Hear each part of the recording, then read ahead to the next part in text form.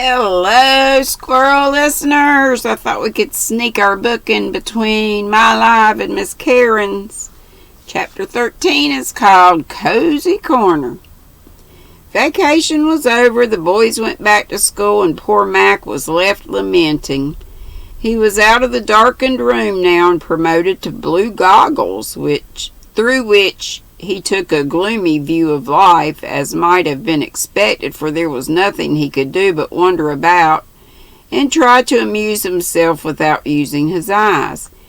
Anyone who has ever been condemned to that sort of idleness knows how irksome it is, and can understand the state of mind which caused Mac to say to Rose in a desperate tone one day, "Look here, if you don't invent some new employment or amusement for me, I shall knock myself on the head as sure as you live."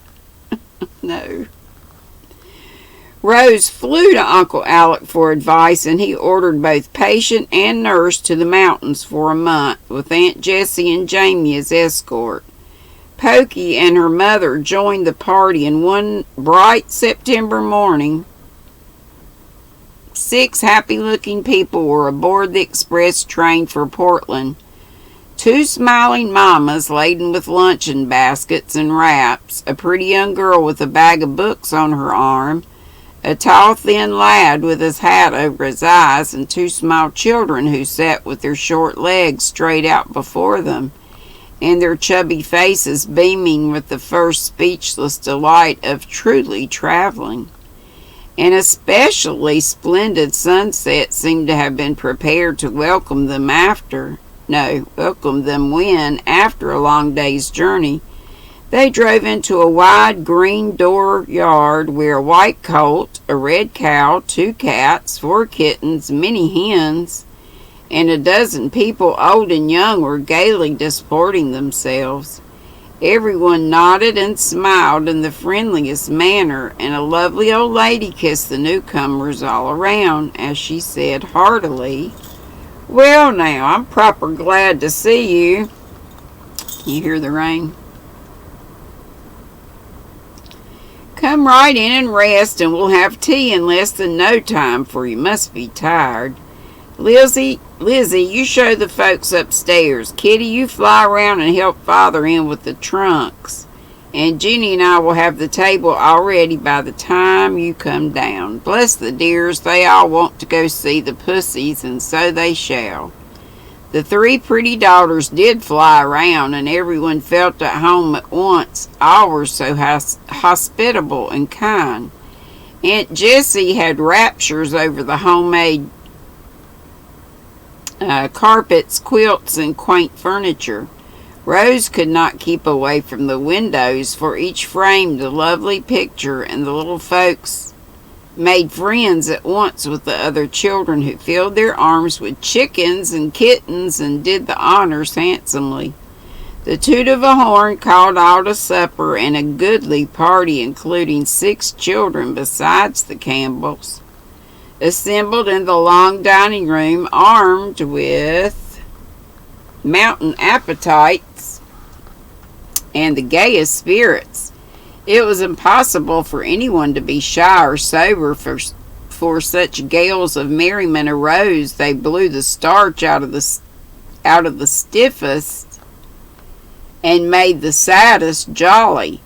Mother Atkinson, as all called their hostess, was the merriest there and the busiest, for she kept flying up to wait on the children, to bring out some new dish, or to banish the livestock, who were of such a social turn that the colt came into the entry and demanded sugar. The cats sat about in people's laps, winking suggestively at the food, and speckled hens cleared the kitchen floor of crumbs as they joined in the chat with a cheerful clucking.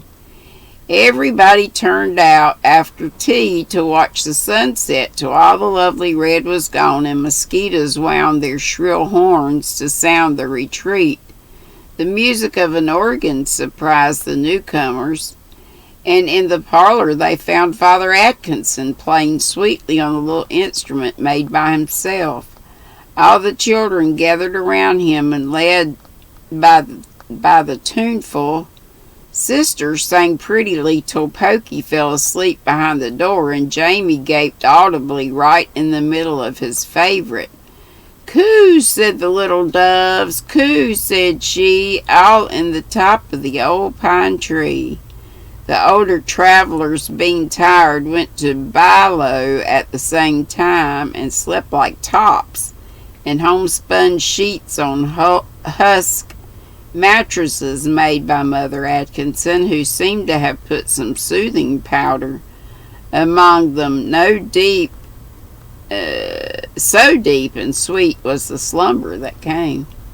Next day became the wholesome out-of-doors life which worked such wonders with tired minds and feeble bodies. The weather was perfect, and the mountain air made the children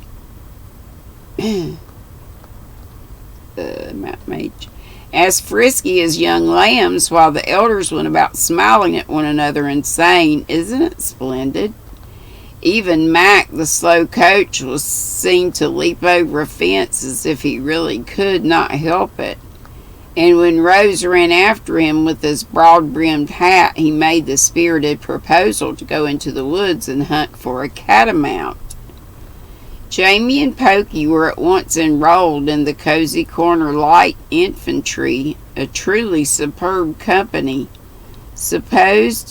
composed entirely of officers, all wearing cocked hats, carrying flags, waving swords, or beating drums. It was a spectacle to stir the dullest soul when this gallant band marched out of the yard in full regimentals, with Captain Dove, a solemn, big-headed boy of 11, issuing his orders with the gravity of a general, and his Falstaffian regiment obeying them with more docility than skill. The little Snow children did very well, and Lieutenant Jack Dove was fine to see. So was Drummer Frank, the errand boy of the house. As he rub-a-dub-dubbed with all his heart and drumsticks, Jamie had trained before and was made a colonel at once, but Pokey was the best of all and called forth a spontaneous burst of applause from the spectators as she brought up the rear, her cocked hat all over one eye, her flag trailing over her shoulder, and her wooden sword straight up in the air, her face beaming, and every curl bobbing with delight as her fat legs tottered in the vain attempt to keep step manfully. Mac and Rose were picking blackberries in the bushes beside the road when the soldiers passed along without seeing them. They witnessed a sight that was both pretty and comical. A little farther on was one of the family burial spots so common in those parts, and just the side of it, Captain Fred Dove ordered his company to halt, explaining his reason for so doing in the following words: "That's a graveyard, and it's proper to muffle the drums and lower the flags as we go by, and we'd better take We'd better take off our hats, too. It's more respectable, I think."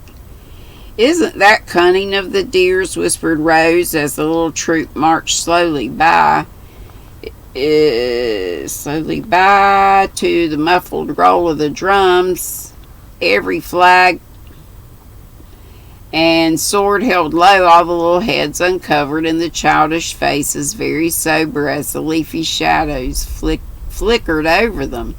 "Let's follow and see what they're after," proposed Mac, who found sitting on the wall and being fed with blackberries luxurious but tiresome.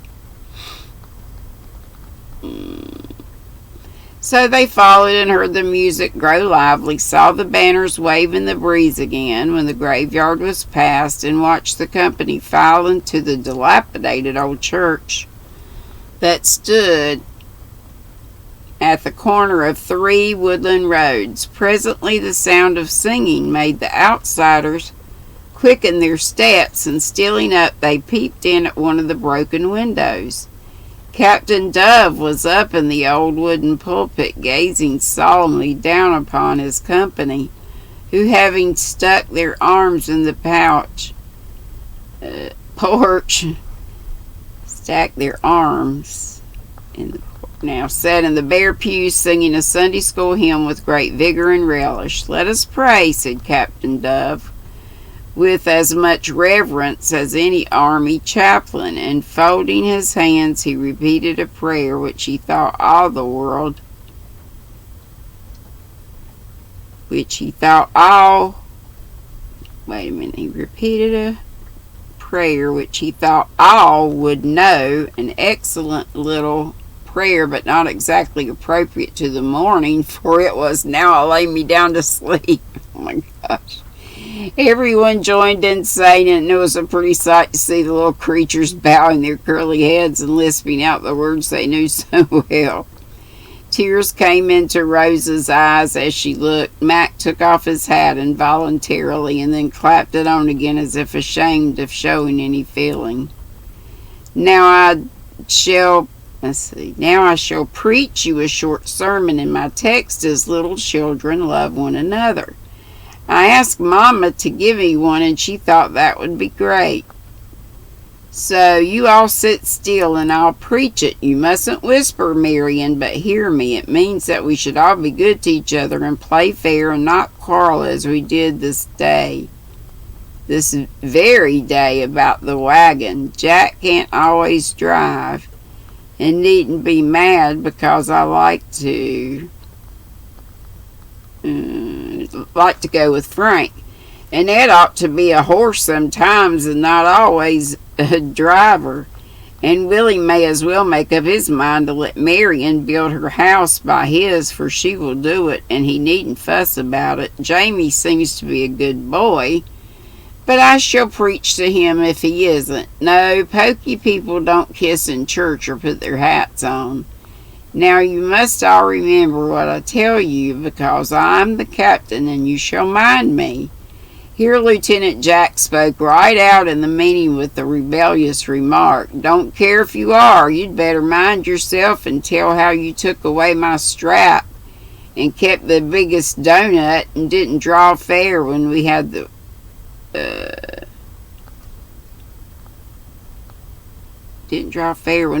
truck. Yes, and you slapped Frank. I saw you," bawled Willie Snow, bobbing up in his pew. Gosh, confession time. "And you took my book away and hid it 'cause I wouldn't go and swing when you wanted me to," added Annette, the oldest of the Snow trio. "I shan't build my house by Willie's if he don't want me to, so now," put in little Marion, joining the mutiny.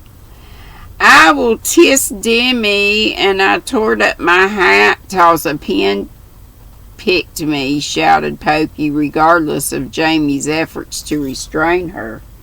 Captain Dove looked rather taken aback at this outbreak in the ranks, but being a dignified and calm personage, he quelled the rising rebellion with great tact and skill by saying briefly, "We'll sing the last hymn, 'Sweet, Sweet Goodbye.' You all know that, so do it nicely, and then we will all go and have luncheon." Peace was instantly restored, and a burst of melody drowned out the suppressed giggles of Rose and Mac, who found it impossible to keep sober during the latter part of this somewhat remarkable service. 15 minutes of repose rendered it physically impossible for the company to march out as quietly as they had marched in.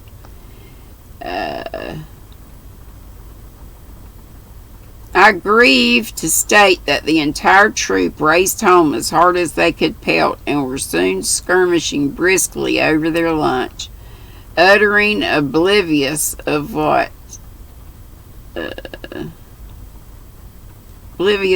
Jamie, who had been much impressed by the sermon, called the captain's beautiful teck, T-E-C-K.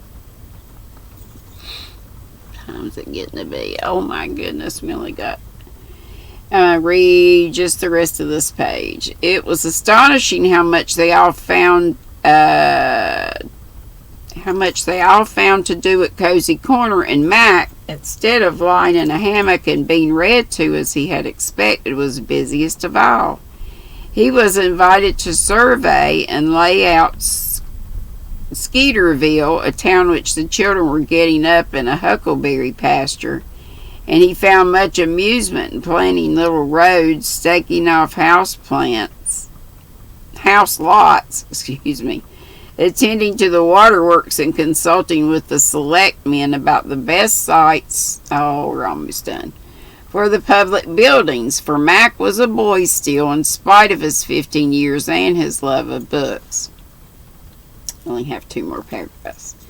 Then he went fishing with a certain jovial gentleman from the West, and though they seldom caught anything but colds, they had great fun and exercise chasing the phantom trout they were bound to have. Mac also developed a geological mania and went trapping about at rocks and stones, discoursing wisely of strata, periods, and fossil remains, while Rose picked up leaves and lichens and gave them lessons in botany in return for his lectures on geology. They led a very merry life, for the Atkinson girls kept up a sort of perpetual picnic and did it so capitally that no one was ever tired of it. So their visitors throve finely, and long before the month, oh Lord help. Long before the month was out, it was evident that Dr. Alec had prescribed the right medicine for his patients. Yay! Got her done in less than 17 minutes. The next chapter is called, it's 14. It's called Happy Birthday. See you over at Karen's. She'll be on in 6 minutes. A Yarn Addict with Karen. Love you bunches. Be sweet, don't be ugly.